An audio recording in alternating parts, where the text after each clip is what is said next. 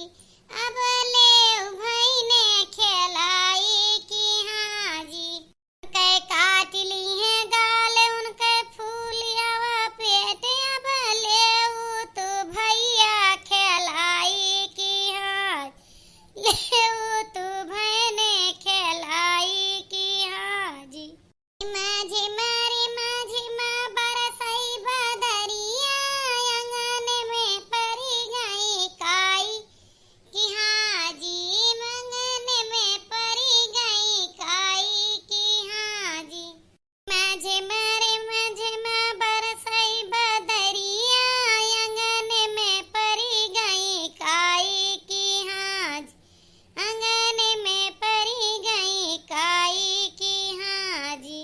वाह वाह दक्षिणा वाह, बहुत निगारी गीत गाओ। वाह वाह पतवा हमार नाव रौशन कई दो गाना बजाना में। आप लोग बताइए हमारे पतोहू ढेर के आशीर्वाद दइए इतना नीक गाना गाए। धन्यवाद भैया लोग है सुने के लिए, और गाना कसला कमेंट में जरूर बताइए। अपन प्यार दुलार हमारे चैनल और पेज पर दइए, फॉलो करिए, सब्सक्राइब करिए। हमारा गाना कैसा लगा कमेंट में बताइए। चली थी राम राम।